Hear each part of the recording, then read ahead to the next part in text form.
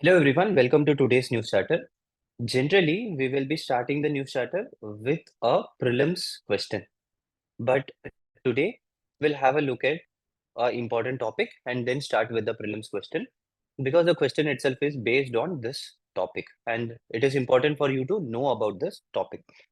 So from science and technology point of view, whenever a new invention happens, a new technology gets discussed, that has to be focused by the civil services aspirants. One such technology is Meissner effect. So what exactly is Meissner effect? Last year, this effect was in news regularly and it was discussed in a very big manner by the international organizations and technology-based industries. So what exactly is Meissner effect? Meissner effect is the effect which is exhibited by certain components where there will be zero resistance for electricity, almost zero resistance for electricity. What exactly is resistance? Whenever current or electricity passes through an object, that object offers certain resistance to the electricity. But those objects which exhibit this Meissner effect will not exhibit any kind of resistance even in room temperature. This is called as superconductivity. Such objects are called as superconductors. Usually, for an object to achieve superconductivity, it has to be cooled down to an extreme temperature in the normal circumstances. Along with that, it has to be subjected to extreme amount of pressure also. Whereas there was invented a certain object which is called as lead apatite. So this lead apatite is considered to be offering superconductivity at room temperature itself. So this was subjected to a lot of criticisms. Several people opposed that it was flawed and everything, but in the recent times, they discovered again that there was no flaw, and then such superconductivity can be achieved. The only condition is we cannot apply alternative current. Only direct current should be passed. So in school times, you would have studied whenever we talk about alternative current, the graph will be like this, sinusoid graph. So it will go up and then come down and then go up again. Whereas direct current will be stable.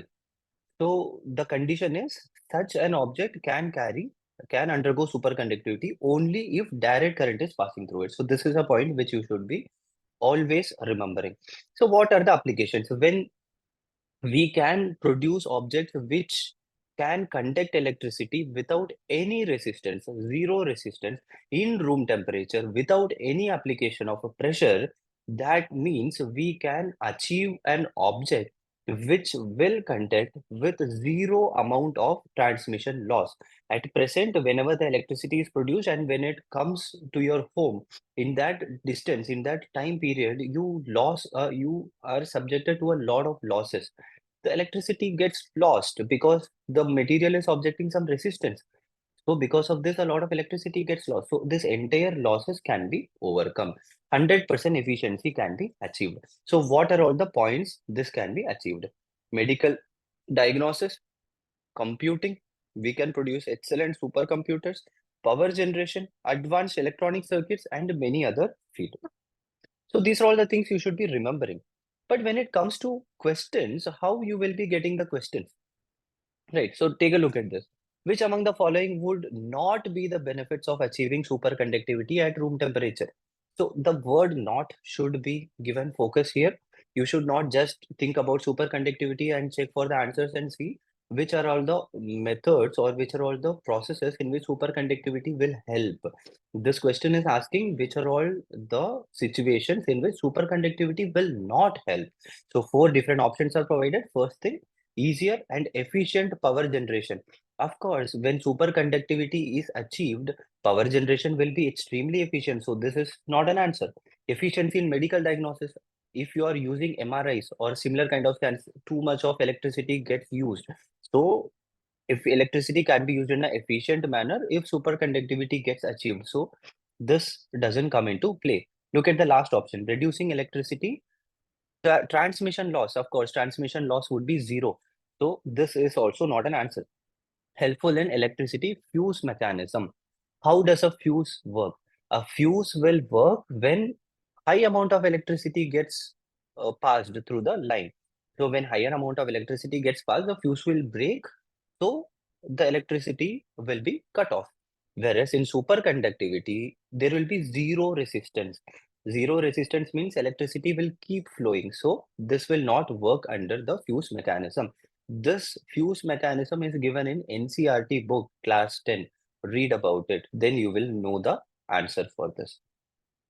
What is section 432 7B of the CRPC?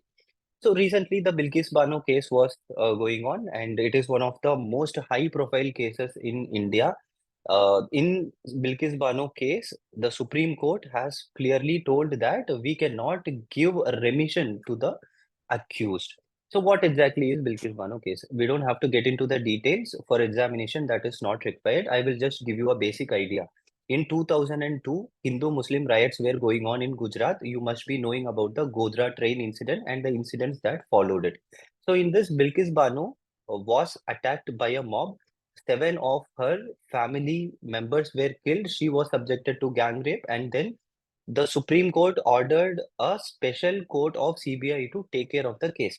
So the special court gave a verdict for the 11 people to be undergoing life imprisonment. Later, in the recent times, in 2022, what happened is they applied for remission of the verdict, and then the verdict got remissioned. But the problem here is Bilkis Bano again applied for a plea in Supreme Court, in which she said that the remission itself is flawed.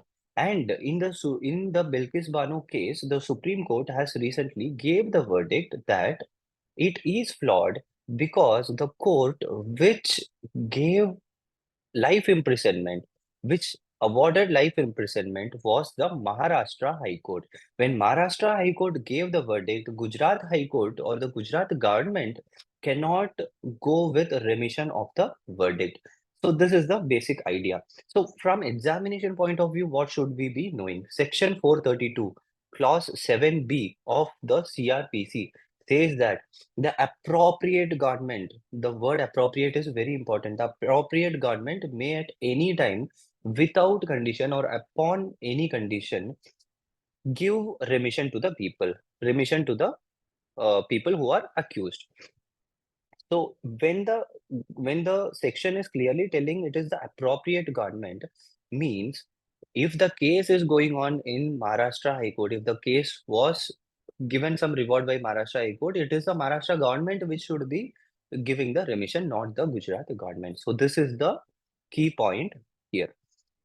And this is the basic idea you should be knowing also. Do not get into the details of the case and other things. From examination point of view, you must not be getting any question. One another point which is very important is rule of law. Rule of law is the basic constitutional idea, the basic constitutional philosophy. From examination point of view, you should be knowing. So recently, the Bilkis Bano case was going on in the Supreme Court, and the Supreme Court judge B.V. Nagaratna, who is going to be the first female Chief Justice of India. Justice B.V. Nagaratna, who is going to be the first female Chief Justice of India, gave a verdict in the Bilkis Bano case in which she mentioned that personal liberty gained through the breach of law cannot be protected at all.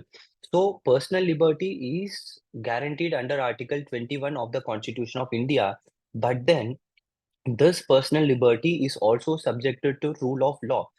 What does rule of law tell you? Rule of law tells that every citizen of the India comes under law. If a law is protecting one person, it protects the entire country. If a law is restricting someone, it restricts the entire country. So even the right to personal liberty comes under the rule of law. So she said it is very important to subject the entire citizen of the country under rule of law.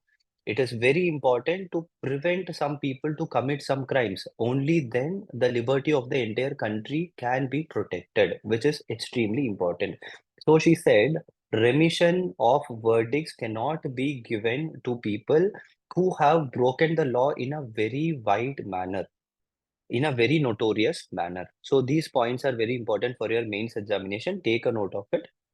And then You can mention it in your answers also. One very important point, the last point, take a look at it. The course should be dispassionate, objective, and analytical. Whenever we are taking a case of a person, we should be completely dispassionate about it. We should not think about the well-being of the person above the well-being of the society. The well-being of the society should always be considered more important than the other things. So these are all the basic ideas. You can use it in your mains answer writing. Exclusion or inclusion of scheduled tribes or scheduled caste. You just need to know the process. So recently what happened? The Manipur government was asked by the center to take a look at the status of nomadic Chin Kuki tribes who came from Myanmar and got settled in Manipur. At present, they have the scheduled tribe status. A lot of problems are going on in Manipur. You already know about it. The government has asked the state government to check whether we should continue with the scheduled tribe status or not. So what is the process which will be followed in this? So according to Article 341 and 342, scheduled tribe status is provided to the communities. To provide a scheduled tribe status or remove the scheduled tribe status, a similar kind of process is followed. It's very simple. The state government have to consider this about the addition or exclusion of a particular community, and then they will recommend to the central government. So the president will be the final decision making authority. The president will uh, take the opinion of the council of ministers, and he will adhere with the opinion of the council of ministers in it. So president will assent to a bill that amends the Constitution, Scheduled Caste or Scheduled Tribe Order 1950. So this constitutional order should be should be introduced in the parliament, and it should be considered by both Lok Sabha and Rajya Sabha. They should pass the order, and then the president will give his assent, and once that is done, the changes will take place. What are all the eligibility criteria for a scheduled tribe? They should have ethnological traits, basic ethnic identity should be there, traditional characteristic should be there, they should have distinct culture, they should be geographically isolated from the general population, and then they should show some kind of backwardness. If all these things are there, then they can be considered as the scheduled tribes. For people who are appearing from anthropology as an optional subject, should be knowing about it in a very detailed way. A small fact from prelims point of view, DRDO has recently introduced the anti-drone system. Drones have been used regularly by states and even by terrorist organizations. So when terrorist organizations are using drone and the enemy country is using drone, we should have the technology to overcome the drone technology to neutralize it. So here two kinds of kills are mentioned, which should be important to note from prelims point of view: soft kill and hard kill. What soft kill means? Soft kill means when you are jamming all the network communication system of a drone. There is no use. It cannot relay messages from the drone to the opposite side. So that is soft kill. Hard kill is when you are using laser technology and completely destroying the drone. One important point from mains examination point of view, these data are very important for anyone who is appearing for the examination because it comes under GS1. According to scheduled tribes in India, as revealed in Census 2011, totally 705 ethnic groups are there listed under Article 342. Article 342 lists all the scheduled tribes of the country. Totally 10 crore Indians are there who are scheduled tribes, out of which 1.04 crore live in urban area, rest all live in rural areas only. Totally 8.6 percentage of the population and 11.3 percentage of rural population are scheduled tribes. Data very important. You have to mention it in your answer if you are getting a question on scheduled tribe. Mains question of the day, very simple question. What is the procedure to include a scheduled tribe in India? We have already discussed about it. Suggest some measure to improve the safeguards of particularly vulnerable tribal groups. I hope it's a very basic question. I don't have to explain more about it. You can easily write answer for this question. About Article 142, it can be asked in examination. Article 142 is the extreme power of the Supreme Court, which can be exercised by the court to pass any order or decree to give complete justice. The court can just take any case from anywhere and then they can give their verdict. but it will follow the rule of law. It should be according to the law of the country. So this is the basic idea of Article 142. Study about it. Take a note of it also. That will be all for today. Today was a very important day because a lot of good news articles were there. Study about it very well and take a note of it very well. Let's meet tomorrow. All the best.